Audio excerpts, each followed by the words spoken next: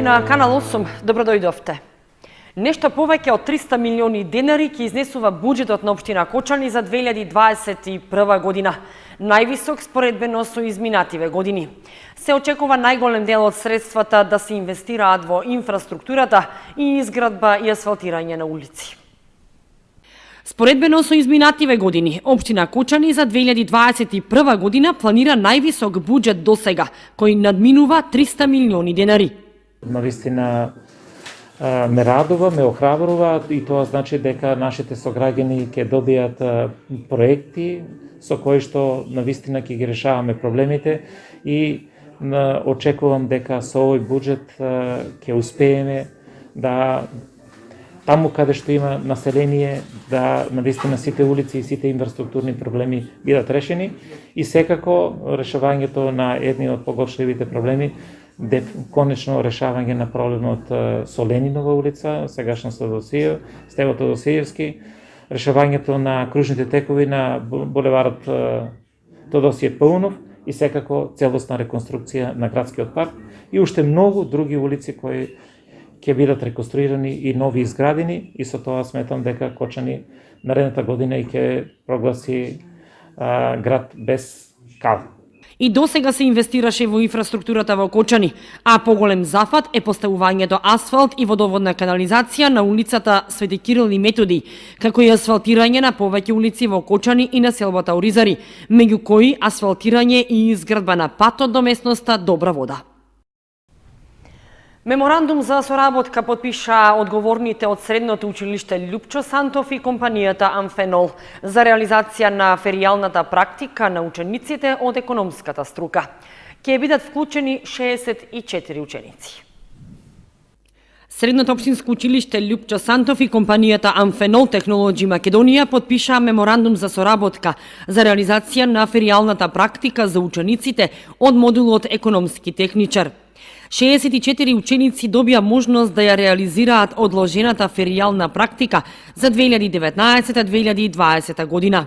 Заедно со представници од економскиот актив, со сите професори кои што предаваат во прва година, најдовме еден модус и направивме една амбициозна програма за феријалната практика. Пред се, овде би ги пофалил професорот Љубомир Гацов и професорот Виктор Атанасовски.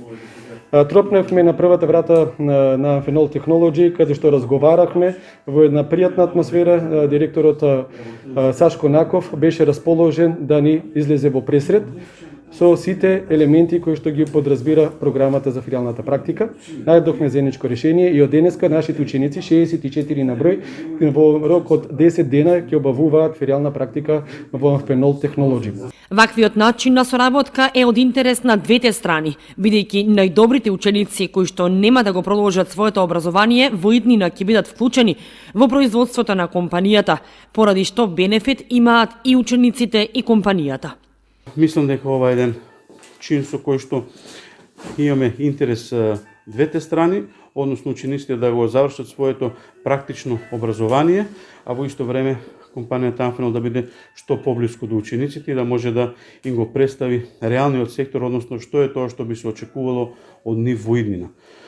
Мислам дека заеднички е интересот и дека бенефит имаат сите страни, а и ние како општествено одговорна компанија во овие услови на COVID-19 и од тежната практична настава, сметавме дека е тоа мотив плюс да излеземе во пресад и на училиштето, секој на локалната суправа и на заедницата во која што живееме. На подпишувањето на меморандумот за соработка присуствуваше и градоначалникот Никол Чоилиев. Сметам дека на овој начин се овозможува да учениците од стручните училишта, од средните стручни училишта, уште за време на школувањето имаат можност да се запознаат со процесите на работа, а со тоа да стекнат и одредени искуства кои навистина се многу важни, како за стварање на стручни лица кои во колку него продолжат натаму образованието да можат полесно да дојдат до своји работни места, а секако и оние што ќе го продолжат образованието да бидат подобро подковани и подготвени за понатамошното дообразување. Компанијата Амфенол излегува во пресрет и веќе има долгогодишна соработка и со другото средно училиште во Кочани Гошо Викентиев, од кое што ученици обавуваат пракса во компанијата која подоцна вработува дел од нив.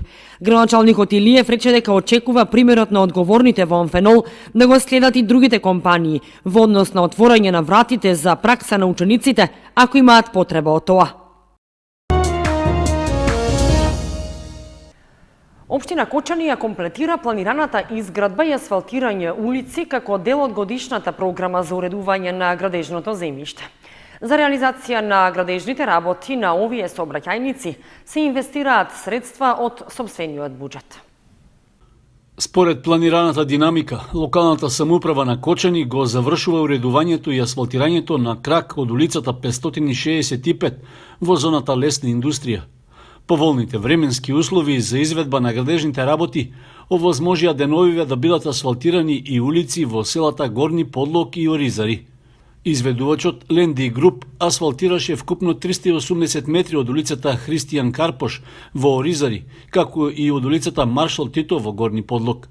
Се работи за фреквентни улични кракови кои повеќе децении чекале на инфраструктурно подобрување. Со реализацијата на овие улици привршуваат и градежните активности за тековната година, а што се планирани со програмата за уредување на градежното земјиште на општина Кочани. Од улиците што се градат со средства од буџетот на општината, за тековната година веќе се асфалтираа Крум Вранински, Карпошово Востание, 7 септември, кракот 2 од улицата Искра и 9 мај.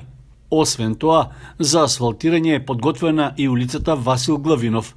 Во тешки градежни околности со подпорен зид, со основа што е широка 2 метра, се гради и улицата Борис Ефремов во населбата Варница. На 20 декември недела ќе се одржи собранието на учесници во консолидацијата на земјоделско земјиште во село Соколарци. Од подрачната единица на Министерството за земјоделство, шумарство и водостопанство во Кочани ги повика имателите на земјиште да учествуваат во собранието.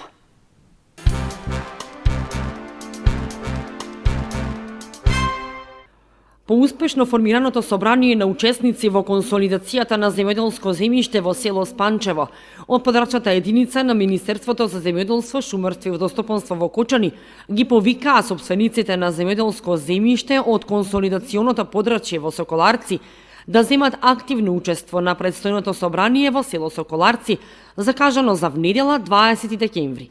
В пресрет на закажаното собрание во село Соколарци, од подрачната единица на Министерството во Кочани ги истакнаа придобивките од консолидацијата на земјоделското земјиште. Главна цел на консолидацијата, како што рековме, е окрупнување на ситните парцели, односно ќе добиеме помал број на парцели со поголема зголемена пазарна вредност и со зголемена производна вредност. Со самото тоа што ќе се изврши окрупнувањето на парцелите, исто така ќе добиеме и нова патна инфраструктура во смисла на одводни, доводни канали, нова патна мрежа.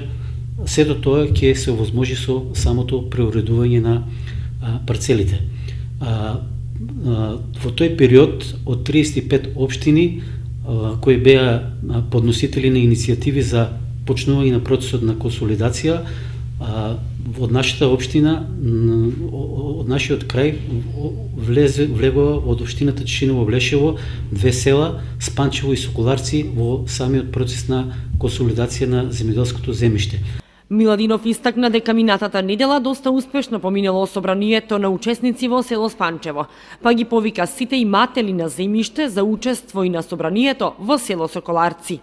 Сега очекуваме на 20 ги повикуваме сите земјоделци и иматели на земјоделско земјиште во атарот на село Соколарци, дека на 20 декември во недела исто така ќе се одржи собрание за имателите на земјоделско земјиште од селото Соколарци, па затоа охрабрени од самото успешно собрание во село Спанчево ги повикуваме сите земјоделци да земат активно учество на собранието во село Соколарци, кое ќе биде во недела на 20 декември од 8 часот савајле до 20 часот навечер во основното училиште во село Соколарци. Со окрупнувањето на земјоделското земјиште, додаде Миладинов, ќе се намалат производните трошоци, а со тоа ќе има и поефикасно и поконкурентно производство на земјоделските култури. Постапката е во надлежност на Министерството за земјоделство, шумарство и водостопанство, а се имплементира од страна на Организацијата за храна и земјоделство на Обединетите нации ФАО со финансиска поддршка од Европската унија. Основното училиште Свети Кирил и Методи деновиве набави компјутерска и IT опрема за потребите на училиштето со цел непречено одвивање на наставата од далечина. Се работи на проект за промена на начинот на загревање во подрачното училиште во Горни Подлог. Околу 70 парчиња информатичка опрема набави Основното училиште Свети Кирил и Методи за потребите на училиштето со цел непречено одвивање на онлайн наставата. Станува збор за набавка со која се обезбедени 17 лаптоп компјутери, 5 електронски интерактивни табли, 4 мултифункционални принтери, 15 персонални компјутери и 45 таблети, обезбедени со средства од училиштето и донации од општествено одговорни компании и граѓани од општината. Текот на изминатиот период, Основното училиште Свети Кирил и Методи од Кочани изврши две набавки на информатичка опрема. Најпрво се потрудивме да им помогнеме на нашите ученици од социјално ранливи категории, кои што немаа информатичка опрема во своите фамилии, во своите домаќинства и не можеа, да го следат наставно-образовниот процес како останатите нивни другарчиња. Во првиот период, за овие ученици беше набавено, информатичка опрема од типот на таблети и на сите ученици кои што се имаа пријавено во нашето училиште дека не поседуваат никаква информатичка опрема, ги снабдивме со таблети и можам да кажам дека во овој момент онлайн наставата во нашето училиште функционира совршено добро.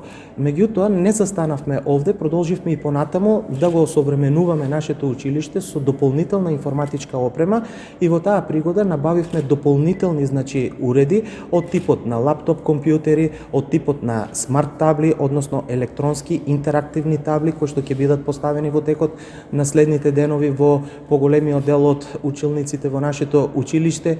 Беа набавени мултифункционални принтери, беа набавени персонални компјутери.